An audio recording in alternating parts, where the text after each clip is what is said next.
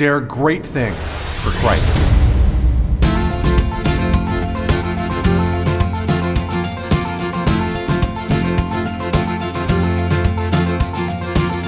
Christ calls us to dare great things. In the marketplace, as well as in the mission field, there has never been a time like the present for the spirit of the Catholic entrepreneur. Now is the time for men and women of great courage and great vision to engage our church and our culture. Now is the time to dare great things. And here is your host as we dare great things, Father Nathan Cromley, the president and founder of the St. John Institute. We all know how important determination and effort is to succeed at what we do. After all, a large portion of success is determined by our effort to get there. What can be overlooked in this process, however, is the nimbleness and agility of mind necessary in order to make the adaptations or even change course as needed on our pathway to success. This flexibility is something that we can cultivate and grow, and it's at the very root of the art of power. Well, first of all, let me welcome you all for being here and just say how happy I am to have the opportunity to serve you on behalf of the St. John Leadership Network. You wouldn't be here today if you weren't successful and if you hadn't had a lifetime or almost a lifetime of experience in leading people. I just want to say that leadership that you exert in the business world is very much akin to leadership that people can exert in their different other professions, or akin to even leaderships that you can exert in your own family. And wherever there's leadership, there's the same dynamic. There's people who are instituting a change and who are responsible for instituting a change in action, a change in behavior. Leaders are people who get things done, and especially, I want to emphasize, who get done or perform a change in some shape or other in the culture around them, or in the operation around them, in the world around them. And that's why I want to speak to you as a priest today, because as a priest, I am a minister of the gospel of Christ, which essentially is not only a message of change, but an agent of change in the world. We follow in the footsteps of the Savior, who looked upon a fallen humanity and offered the grace of Christ in order to restore it. He looked upon a lost humanity, and he went out and saved it. Christ, it does not stay neutral to the world around him. He goes out to change it, to save it. He institutes a vision and casts not only a vision, but he himself is driven through the difficulties and trials that come his way to effectively make the impact of the gift of the Holy Spirit upon believers and through believers upon a beleaguered world for its salvation. And he sends Christians in his footsteps. Well, this means, guys, that we're just confronted with a real fundamental statement here, and that's that every Christian is called to lead. I don't care if you don't have a business. I don't care if you're a CEO of 100,000 people, whether you be a monk or whether you be a stay-at-home mom. Every Christian is called to influence and impact the world around them intentionally, purposefully, and creatively in the light of the gospel who has sent them into the world. I'm thinking, for example, of in the extraordinary form of our liturgy as Catholics, when we baptize a little baby. It's very touching, because the last thing that happens after we baptize the baby and we anoint the baby, we give them a white garment and we hand them a candle and all this, the priest looks to the little baby being held in the arms of his godfather, and he looks at the baby and he says, "Go in peace, and may the Lord go with you always." It's very touching, because obviously little baby is sleeping there in the arms of his godfather, and there's the priest saying to him to go. Because after the baptism, immediately after the baptism, this happens within 3 minutes of the person being baptized, the agent of Jesus Christ issues that first formal command to them as a disciple of Christ to go. And that sending is echoed at every single Mass, and I dare say at the close of every liturgical office that we pray throughout the day, where the last thing the priest says to the people is to go in peace. I think it's kind of funny. We've almost overemphasized it, the peace part of it, so that's almost like we're saying to someone that you are now done. but it's just the contrary. You are now beginning. We need you to go in peace in order to rock the world. Having made your peace with God, you can now bring that peace into the structures of society, into your family, into your culture by transforming it through effort, vision, collaboration, creative energies, innovation. It's the work of evangelization, and it's the work that's at the heart of everything that we do in the Catholic Church. And so, like, when you go to your businesses, remember that you've been sent there from the moment you were baptized as a little baby by the Roman Catholic Church, by Jesus Christ himself, in order to institute the changes there that God wants to effectuate. I think far too many of us look at our life from the perspective of neutrality, look at our life often from the perspective that's way too diminutive. We act like we don't matter. We act like our life, one way or the other, ought to be inconsequential. I'd like to just let you all know that there's something much more profound to the mysteries of your days than the happy conclusion of your tasks. There's God who is at work in you and through you. And this means that your actions have a value and a weight to them that needs to be linked all the way to God to find its adequate explanation. I am, in other words, an agent of Jesus Christ, and that means that I have to act. If I don't act, then I am not fulfilling the mission that I've been entrusted, and that mission is the work of God in the world. It blows my mind, in other words, not so much that Jesus rose from the dead, as that he ascended into heaven. And here's why. Because when he ascended into heaven, he sent us into the world to accomplish the very work that he could have done himself. So that's really amazing, right? Like, you'd almost say, well, why would I have to parent this child? Why would I have to correct my friend? Why would I have to speak out on a social issue when Jesus could do it himself? And it's a good question. Because God could do it a lot better than we could do it. He could do it a lot more easily than we could do it. So why is it that God sends the apostles out to do something he could do himself, and then he ascends into the heavens? Well, the answer, my friends, is that although God could do it himself, he chose to do it through us so that we could have the dignity of being God's instrument by doing those actions with him and having him do those actions through us. And so God is using all of us as instruments, but that means instruments of actions. You know, sometimes people come to me and they're a little bit puzzled by spirituality. And a lot of business leaders really struggle with spirituality because, frankly, you kind of wonder what it's all about. I mean, when we're doing a project or when we're fulfilling an objective there in our business plan, I mean, everything is about action. You can't go into business and then say, my job is to contemplate. Yeah. My job is to be a really, really nice guy. Like, that's not a job, right? That's a way of life, and it's just fine. But we all know that when we are doing business, we are active.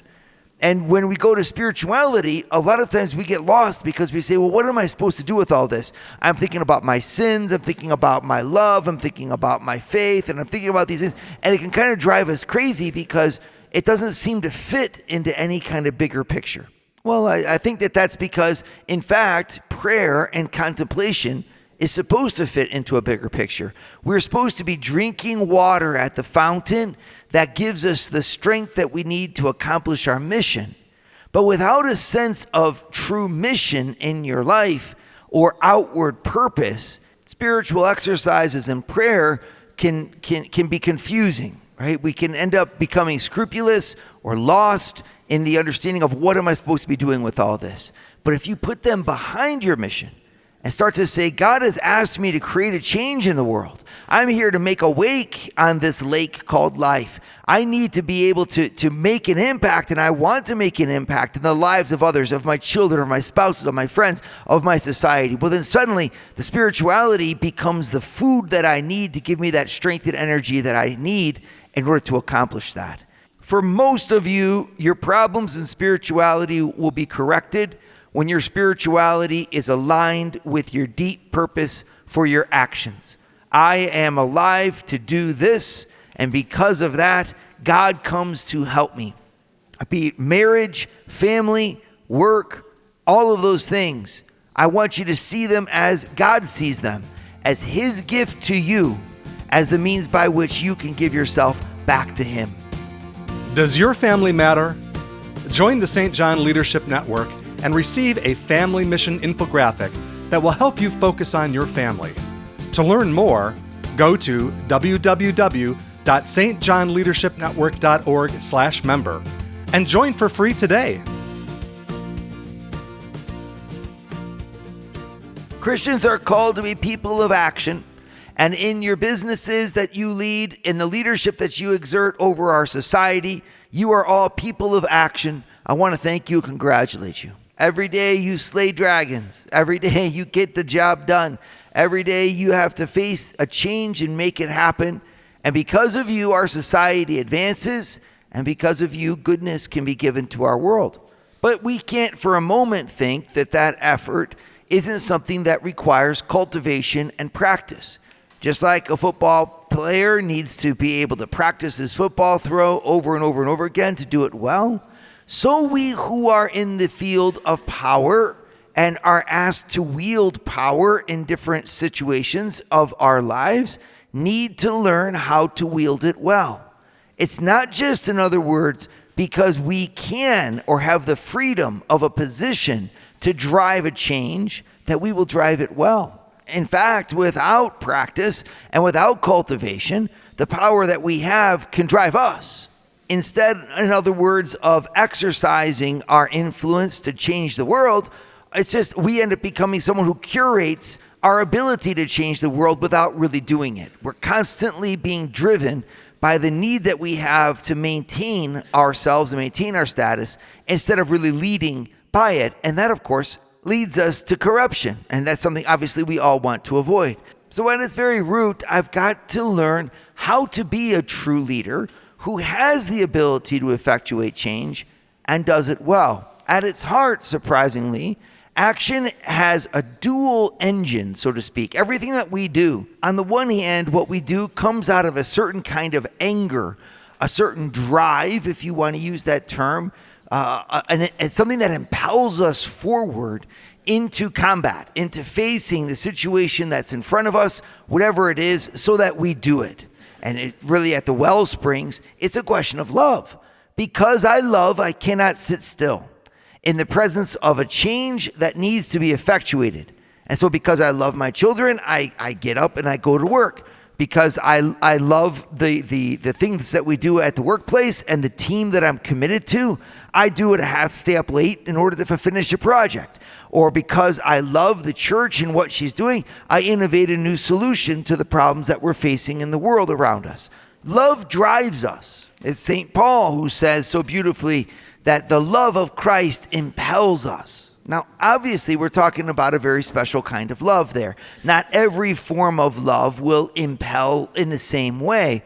The type of love that impels us is a love that is rooted in a desire to see a change. I want to effectuate change. I desire to effectuate change, and so I act out of that love to do just that. But on the other hand, every action also requires a flexibility that nuances the love that we have and the desire that we have to make change so that we actually hit the target. I refer to this as a cold anger, right? In a cold anger, you're so intent on the change that needs to happen that without the passion and the fury of moving forward in an outward show, of demonstrable care, you focus yourself so accurately on what you have to do that you hit the target at all costs. Right? Well, to do that, we need a really deep drive. And I think it's actually deeper than what most people think. When most of us think about action, we imagine a weightlifter, right? Who somehow or other summons a supernatural strength in order to lift this huge weight at straining every nerve. And with a passion erupts into a joyful shout as he lifts all of this weight over his head. And we say, wow, that's absolutely amazing. And that's what I want to do. And I think that that's fine. But we who are in business know that that type of drive actually has to be channeled in order to become dangerous. If you really want to make a change, a huge amount of intelligence is required in order to adapt to the circumstances around you, which can change at a moment's notice, violently, suddenly. In other words, it's not just because I'm not a hero in business because I decided to try great things. I'm a hero in business when I stand at the top of the mountain despite the earthquake and the winds that blew and the thunderstorm that came and the fact that we ran out of food and whatever else could happen. The victory doesn't belong to those who shout as they run towards the enemy troops. The victory belongs to those who, no matter what happened, came out on top. And to do that, it's the no matter what happened that's the real hard part about life. It's the unpredictable, the change in the market, the employee who decides to leave, the inability of a great team to actually produce their report, the illness that you didn't expect that laid you on your back for 3 weeks at a key moment in your quarterly progress. All of those different things. Well, we as a leader, we can't afford to simply say, since I'm driving, it's my passion that will see me through. Passion doesn't see you through. Intelligence sees you through. And not any kind of intelligence, but a special kind of intelligence that cultivates the ability to pivot. How do I learn how to be able to turn a seeming setback into an advantage? The saints were famous at this. Great Christian people and families are wonderful at this. Business is a training ground for this, and success is spelled using its vocabulary. What I'm talking about is the power of flexibility. It's one of the most unsung and yet most important attributes of anyone who's effectuating any kind of change. I have to be ready to adopt the way that I am effectuating that change to the circumstances at hand. If I take a bulldozer because I think I have to knock over a tree, and I suddenly find myself in a landscape that doesn't allow the bulldozer to function properly, I have to adapt and find another method to knock down that tree. What's important is that I've got the tree to knock down, not that I really, really wanted to drive a bulldozer. And we can complain, we can get upset about it because this requires a lot of shifting on our end. But the reason why you are in a position of power is to successfully bring about the change that you have. You have been sent by Christ to lead that organization. You can't afford to simply cry over spilt milk. You need to be able to pivot. And that pivoting requires from us, number one, an awareness of the circumstances that are around us. An ability that we cultivate to listen for the possible changes that could come our way, right? This is like that famous Murphy's Law, right? Anything that can go wrong will go wrong, right? Well, that's an example of good leadership. I'm always looking down the road at what could bring success and what could change. And this means that the only real plans that I can accept to make are plans that can be changed, because everything around us in the course of time is going to shift and the playing field is going to shift. And my ability to pivot requires that attention to circumstances. And yet the hallmark isn't found in just being attentive to circumstances. My flexibility is perfect when I attain what's called analogy. This is something we have to curate, something we have to choose to do, and something we can do because it's actually the hallmark and the high point of the act of our intelligence. Would you like your business to become a virtuous workplace? Would you like Father Nathan to come to an event in your town? Visit www.stjohnleadershipnetwork.org/our-events and join for free today.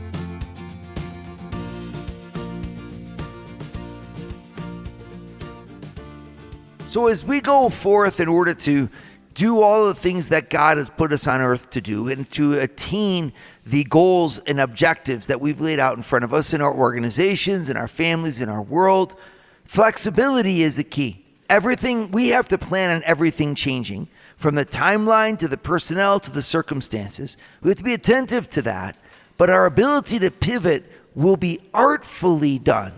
We will live artfully as a leader. beautifully as a leader to the degree that our mind is able to exercise what's called analogy. And here's what I mean by analogy. Analogy is when you take one set of circumstances and the definition of something in those circumstances, and you're able to say the same thing using a different set of descriptors. It's something that we do all the time. When we say, for example, that time is money, well, that's a type of analogy. People understand that. Or when we say that our business is like a family, that also is a type of analogy. You could get, it's anything that when you get right down to it, it's true, but if you were to look at it in a literal sense, you'd say that it's false. Okay, and some people really get stuck in this. Their minds almost seem to be incapable of it. And yet a great leader has to be able to develop it. And it has at its root, analogy is found, it's almost like a gift, but it's a quality of the intelligence to be able to touch the essence of a thing. Not just to say this is what it is, or this is what people call it, but to penetrate with your mind, to understand what a thing is beyond its expressions or beyond the form that it finds itself in right now. So this is obviously something you all do. You wouldn't be successful in the positions that you were if your mind wasn't capable of that.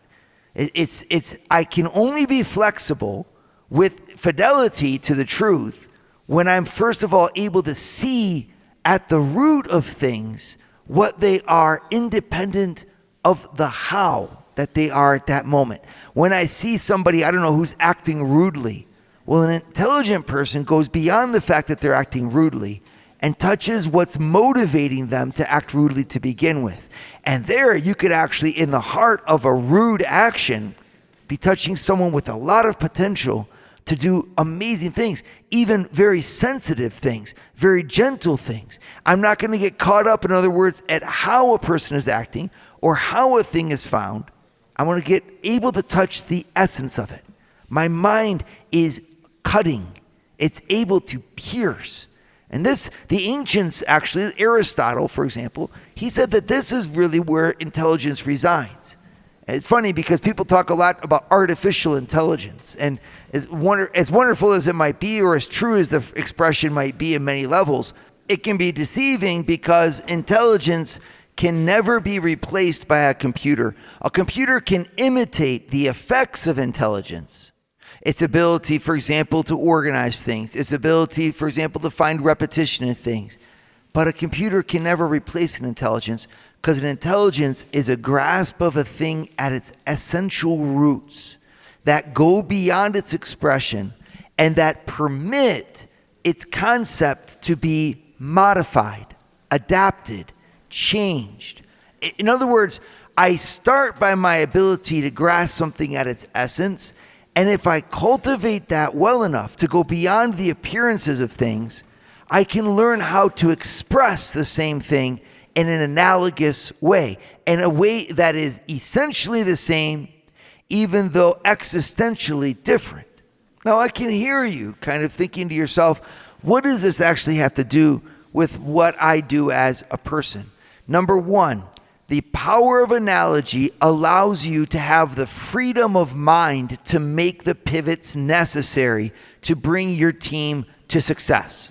If you don't have the power of the mind to say, this in fact is achieving the mission, and this is achieving the mission well, you won't be able to, number one, allow yourself to pivot, and number two, you won't be able to explain your pivot adequately to those who are in your charge and asking for an explanation for why it is that you're doing things differently.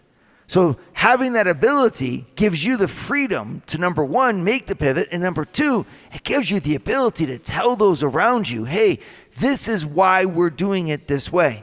It's because, in fact, we are doing the same thing, even though we had to change the way that we were doing it or the way that it was found in the layout of life. Because in the end, gosh, guys, it doesn't do us any good to say that we were right and the world was wrong. I mean, let me just put it this bluntly to you. When we're the ones responsible for leading a group through a change, we can't blame failure upon circumstances. Failure is failure is failure. And that's fine if failure is an option for you.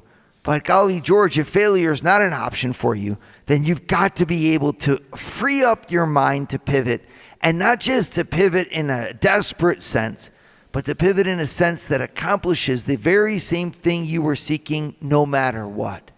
And that ability, that's what we call analogy. How do you learn analogy? Well, number one, you start to practice looking for the deep essence of things and not getting caught up in the details.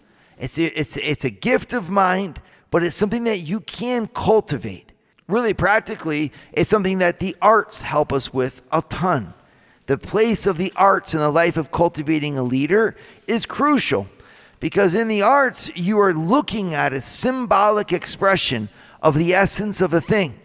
And learning how to appreciate that allows the mind to develop that flexibility. Same thing with reading history. When you see how many great leaders had to pivot in incredible ways in order to bring their original idea into fruition. But beyond all that kind of philosophizing about it, in the end, let's remember that being analogous is God's language.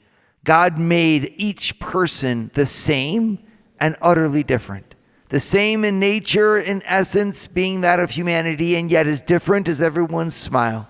He's able to speak victory through defeat, life through death.